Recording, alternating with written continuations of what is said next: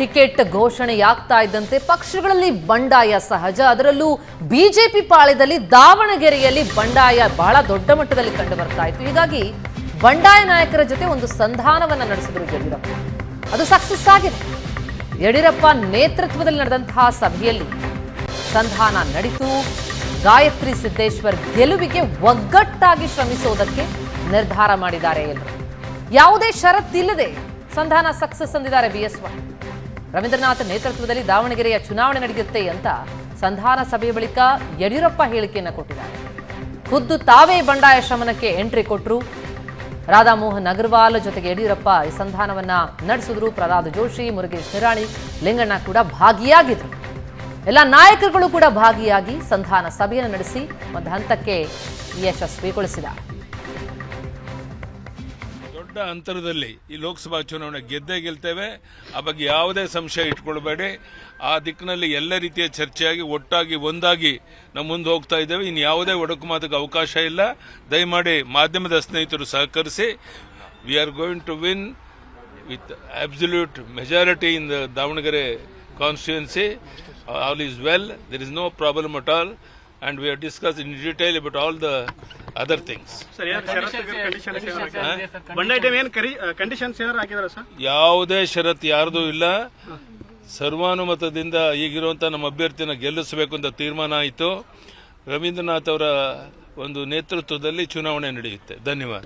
ದಾವಣಗೆರೆ ಉತ್ತರ, ದಕ್ಷಿಣ, ಚನ್ನಗಿರಿ, ಇದು ಮಾಯಕೊಂಡ, ಹರಪನಹಳ್ಳಿ ಮಾತಾಡ್ತೀವಲ್ಲ ಸರ್. ಅದೇನ ಅದಕ್ಕೆ ಮಾತಾಡ್ತೀವಿ ಎಲ್ಲರೂ ಸೇರಿ ಮಾತಾಡ್ತೀವಿ. ಈಗ ಅಣ್ಣ ಎಲ್ಲರೂ ಸೇರಿ ಮಾತಾಡ್ತೀವಿ. ನಮ್ದೊಬ್ಬಂದಿಲ್ಲ, ಏನು ಎಲ್ಲ ಸಣ್ಣ ಪುಟ್ಟ ಅದಾವೆ, ಕೂತ್ಕೊಂಡು ಮಾತಾಡ್ತೀವಿ. ಹೌದಣ್ಣ, ನಾವೆಲ್ಲ ಸೇರಿ ಸಣ್ಣ ಪುಟ್ಟ ಅದಾವೆ, ಮಾತಾಡ್ತೀವಿ.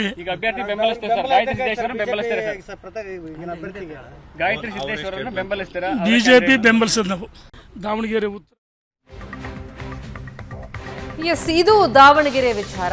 ಬಿಎಸ್ವೈ ಹೇಳ್ತಾ ಇದ್ದಾರೆ ಎಲ್ಲ ಬಂಡಾಯ ಶಮನ ಆಗಿದೆ, ಎಲ್ಲರೂ ಒಗ್ಗಟ್ಟಾಗಿ ಪ್ರಯತ್ನ ಮಾಡ್ತೀವಿ, ನಾವು ಗೆದ್ದೇ ಗೆಲ್ತೀವಿ ಅಂತ. ಪ್ರಶಾಂತ್, ಯಡಿಯೂರಪ್ಪನವರ ಹೇಳಿಕೆಗೂ ರೇಣುಕಾಚಾರ್ಯ ಅವರ ಹೇಳಿಕೆಗೂ ಅಲ್ಲಿ ವ್ಯತ್ಯಾಸ. ರೇಣುಕಾಚಾರ್ಯ ಏನೂ ಹೇಳಲಿಲ್ಲ, ಆದರೆ ನಾವು ಬೆಂಬಲ ಕೊಡ್ತೀವಿ ಅನ್ನುವಂಥ ಅರ್ಥದಲ್ಲೂ ಇರಲಿಲ್ಲ.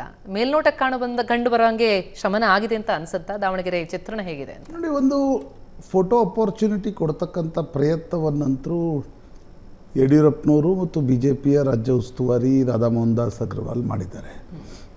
ಕೇಂದ್ರ ಸಚಿವ ಪ್ರಹ್ಲಾದ್ ಜೋಶಿ ಹೋಗಿದ್ದರು, ಮುರುಗೇಶ್ ನಿರಾಣಿ ಇದ್ದರು, ಸಿದ್ದೇಶ್ ಅವರ ಬಳಗ ಕೂಡ ಹೌದು, ಬೀಗರು. ಎಲ್ಲರೂ ಕುಳಿತುಕೊಂಡು ಎಲ್ಲ ಮಾಜಿ ಶಾಸಕರು ನೋಡಿ, ಬಿ ಪಿ ಹರೀಶ್ ಏನು ಹರಿಹರದ ಶಾಸಕರಿದ್ದಾರೆ, ಅವರು ಸಿದ್ದೇಶ್ ಪರವಾಗಿ ಡೇ ಒನ್ನಿಂದಿದ್ದಾರೆ. ರೇಣುಕಾಚಾರ್ಯ, ಕರುಣಾಕರ್ ರೆಡ್ಡಿ, ಹರಪನಹಳ್ಳಿಯ ಮಾಜಿ ಶಾಸಕರು, ಈಗ ಲತಾ ಮಲ್ಲಿಕಾರ್ಜುನ್ ಗೆದ್ದರು. ಜಗಳೂರು, ಮಾಯಕೊಂಡ, ದಾವಣಗೆರೆ ಉತ್ತರ, ದಕ್ಷಿಣ, ರವೀಂದ್ರನಾಥ್ ಕಳೆದ ಬಾರಿ ಟಿಕೆಟ್ ಕೊಡಲಿಲ್ಲ ಅವ್ರಿಗೆ. ಈ ಎಲ್ಲ ಕ್ಷೇತ್ರಗಳ ಮಾಜಿ ಶಾಸಕರು ಏನಿದ್ದಾರೆ ಅವರು ಸಿದ್ದೇಶ್ ವಿರುದ್ಧ ಒಂದು ಬಂಡಾಯದ ಮಾತನಾಡಿದರು. ಪ್ರಮುಖವಾಗಿ 2-3 ಕಾರಣಗಳಿದ್ದು. ಒಂದು, ವಿಧಾನಸಭಾ ಚುನಾವಣೆಯಲ್ಲಿ GM ಸಿದ್ದೇಶ್ ಅಂದುಕೊಂಡಷ್ಟು ನಮಗೆ ಯಾರಿಗೂ ಸಹಾಯ ಮಾಡಲಿಲ್ಲ. ಸರ್ಕಾರ ಇರ್ತಕ್ಕಂಥ ಸಂದರ್ಭದಲ್ಲೂ ಕೂಡ ಒಂದು ರೀತಿಯಾಗಿರ್ತಕ್ಕಂಥ ಅಲೂಫ್ ನೇಚರ್ನಲ್ಲಿದ್ದರು. ಬದಲಾವಣೆ ಮಾಡಿ ಎಷ್ಟು ವರ್ಷ ಅಂತ ಒಂದೇ ಕುಟುಂಬಕ್ಕೆ ಕೊಡ್ತೀರಿ, ಈ ಎಲ್ಲ ಪ್ರಶ್ನೆಗಳನ್ನು ಮಾಜಿ ಶಾಸಕರು ಎತ್ತಾಯಿದ್ರು. ಇದನ್ನು ಟಿಕೆಟ್ ಹಂಚಿಕೆಯ ಸಂದರ್ಭದಲ್ಲೂ ಕೂಡ ಈ ಅಂಶ ಕರ್ನಾಟಕದ ಕೋರ್ ಕಮಿಟಿಯಲ್ಲೂ ಕೇಂದ್ರದಲ್ಲೂ ಚರ್ಚೆ ಆಗಿತ್ತು. ಆದರೆ ಒಂದು ತೀರ್ಮಾನಕ್ಕೆ ಬಿ ಜೆ ಪಿಯ ನಾಯಕರು ಬಂದಿದ್ದರು. ಅದರಲ್ಲಿ ಒಂದು ಒಮ್ಮತಾಭಿಪ್ರಾಯ ಇದ್ದಂತೆ ಕಾಣ್ತಾ ಇದೆ. ಕೇಂದ್ರ ಸಚಿವ ಪ್ರಹ್ಲಾದ್ ಜೋಶಿ ಇರ್ಬೋದು, ಯಡಿಯೂರಪ್ಪನವರು ಇರ್ಬೋದು, ಬೊಮ್ಮಾಯಿ ಇರ್ಬೋದು, ಎಲ್ಲರದ್ದು ಒಮ್ಮತಾಭಿಪ್ರಾಯ ಏನಿತ್ತು ಅಂದರೆ, ಶಾಮನೂರು ಶಿವಶಂಕರಪ್ಪನವರ ಕುಟುಂಬದಿಂದ ಪ್ರಭಾ ಮಲ್ಲಿಕಾರ್ಜುನ್ ನಿಲ್ಲುವಾಗ ಸಿದ್ದೇಶ್ ಕುಟುಂಬ ಬಿಟ್ಟು ಬೇರೆ ಯಾರಿಗಾದರೂ ಟಿಕೆಟ್ ನೀಡಿದರೆ ನೋಡಿ, ಎರಡು ಸಾದರ ಎಕನಾಮಿಕಲಿ ಸ್ಟ್ರಾಂಗ್ ಇರತಕ್ಕಂಥ ಕುಟುಂಬಗಳು, ಅಂದರೆ ಸಾದರಲ್ಲೇ ಪ್ರಬಲ ಕುಟುಂಬಗಳ ಎರಡು. ಹೀಗಾಗಿ ಕೊಡಬೇಕು ಅಂದ್ರೆ ಸಿದ್ದೇಶ್ವರ ಫ್ಯಾಮಿಲಿ ಆಗಬೇಕು. ಪ್ರಭಾ ಮಲ್ಲಿಕಾರ್ಜುನ್ ವಿರುದ್ಧ ಏನಾದರೂ ಗೆಲ್ಲಬೇಕಾದ್ರೆ ಸಿದ್ದೇಶ್ ಕುಟುಂಬನೇ ಆಗಬೇಕು, ಅದು ಬಿಟ್ಟು ಬೇರೆ ಯಾರು ಆಗಬಾರದು. ಸರಿ, ಸಿದ್ದೇಶ್ ಅವ್ರು ಕೊಡ್ಲಿಕ್ಕೆ ಹೈಕಮಾಂಡ್ಗೂ ಮನಸ್ಸಿರಲಿಲ್ಲ. ಅವರು ತಮ್ಮ ನಿಲ್ತಾರೆ ಅಂತಕ್ಕಂಥದ್ದನ್ನ ಹೇಳಾಯಿತು. ಈ ಮಾಜಿ ಶಾಸಕರು ಒಂದು ಯಾವುದೋ ಬೇರೆ ಕ್ಯಾಂಡಿಡೇಟ್ ಹೇಳಿದರು. ಹೆಂಗೆ ಕಾಂಗ್ರೆಸ್ನಲ್ಲಿ ಇನ್ಸೈಟ್ನ ವಿನಯ್ ಕುಮಾರ್ ಟಿಕೆಟ್ ಕೇಳ್ತಾಯಿದ್ರು, ಕುರುಬ ಸಮುದಾಯದ ಅಭ್ಯರ್ಥಿ ಸಿದ್ದರಾಮಯ್ಯನವರು ಹೋಗಿ ಹೇಳಿದರು ಇವ್ರಿಗೆ ಟಿಕೆಟ್ ಕೊಡ್ತೀವಿ ಅನ್ನುವ ರೀತಿಯಲ್ಲಿ ಬೆಂತಟ್ಟಿದ್ರು. ಆದರೆ ಟಿಕೆಟ್ ಕೊಡುವ ಪ್ರಶ್ನೆ ಬಂದಾಗ ಮಲ್ಲಿಕಾರ್ಜುನ್ ಖರ್ಗೆ ಹೇಳಿದರು, ಶಾಮನೂರು ಶಿವಶಂಕರಪ್ಪನವ್ರನ್ನ ಬಿಟ್ಟು ದಾವಣಗೆರೆಯಲ್ಲಿ ಯಾರಾದರೂ ಬೇರೆಯವರು ಗೆಲ್ಲಕ್ಕೆ ಸಾಧ್ಯನಾ, ಯಾಕೆ ಪ್ರಯೋಗ ಮಾಡ್ತೀರಿ, ಶಾಮನೂರು ಶಿವಶಂಕರಪ್ಪನವ್ರ ಕುಟುಂಬಕ್ಕೆ ಪ್ರಭಾ ಮಲ್ಲಿಕಾರ್ಜುನ್ ಕೊಡಿ, ಬೇರೆಯವರಲ್ಲಿ ಗೆಲ್ಲಕ್ಕಾಗಲ್ಲ ಅಂತ ಪ್ರಭಾ ಮಲ್ಲಿಕಾರ್ಜುನ್ ಟಿಕೆಟ್ ಸಿಕ್ತು. BJPಯಲ್ಲೂ ಅದೇ ತರ್ಕ ಬಂತು, ಶಾಮನೂರು ವಿರುದ್ಧ ಬೇರೆ ಕುಟುಂಬದವರು ಯಾರಾದರೂ ಸಾಮಾನ್ಯರು ನಿಂತು ಗೆಲ್ಲಿಕ್ಕೆ ಸಾಧ್ಯ ಉಂಟ ದಾವಣಗೆರೆಯಲ್ಲಿ, ಸಿದ್ದೇಶ್ ಕುಟುಂಬಕ್ಕೆ ಕೊಡಿ, ಗಾಯತ್ರಿ ಸಿದ್ದೇಶಕ್ಕೆ ಟಿಕೆಟ್ ಕೊಟ್ಟರು. ಹೀಗಾಗಿ ಈ ಶಾಸಕರು ಅಸಮಾಧಾನಗೊಂಡಿದ್ದರು. ನಿನ್ನೆಯ ಸಭೆಯಲ್ಲಿ ಸುಮಾರು 2.5 ಗಂಟೆಗಳ ಕಾಲ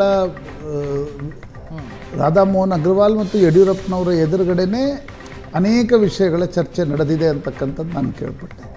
ಸಾಕಷ್ಟು ಬೇರೆ ಬೇರೆ ವಿಧಾನಸಭಾ ಚುನಾವಣೆಯಲ್ಲಿ ಏನಾಯಿತು, ಸಿದ್ದೇಶ್ ಅವರು ಹೇಗೆ ಒಂದು ರೀತಿಯಾಗಿರ್ತಕ್ಕಂಥ ನಿರಾಸಕ್ತ ಮನೋಭಾವದಲ್ಲಿ ಕೆಲ ವರ್ಷಗಳ ಕಾಲ ಇದ್ದರು, ಅವ್ರದ್ದೇ ಕುಟುಂಬಕ್ಕೆ ಕೊಡಬೇಕಾ, ಇವೆಲ್ಲವೂ ಚರ್ಚೆ ಆದ ನಂತರ BJP ಹೈಕಮಾಂಡ್ ರವೀಂದ್ರನಾಥ್ ಅವರನ್ನು ಚುನಾವಣಾ ಬಹುಶಃ ಈಗ ಒಂದು ಹಂತಕ್ಕೆ ಸಮಾಧಾನ ಅಂತ ಅನ್ಸುತ್ತೆ. ಬಟ್ ರೇಣುಕಾಚಾರ್ಯ ನೋಡಿ, ರೇಣುಕಾಚಾರ್ಯ ಕೊನೆದಾಗ ಒಂದು ಮಾತನ್ನು ಹೇಳಿದ್ರು, ಸಿದ್ದೇಶ್ ಅವ್ರಿಗೆ ಬೆಂಬಲಿಸ್ತೀರಾ, ನಾನು BJPಗೆ ಬೆಂಬಲಿಸ್ತೀನಿ.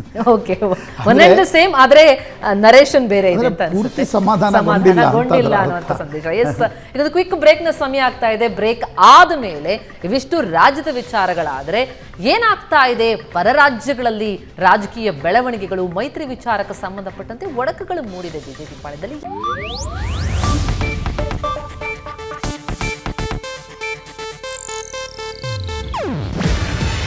ಇದು ಏಷ್ಯಾನೆಟ್ ನ್ಯೂಸ್ ನೆಟ್ವರ್ಕ್ ಪ್ರಸ್ತುತಿ. ನೀವು ನೋಡ್ತಿದ್ದೀರಾ ಏಷ್ಯಾನೆಟ್ ಸುವರ್ಣ ನ್ಯೂಸ್.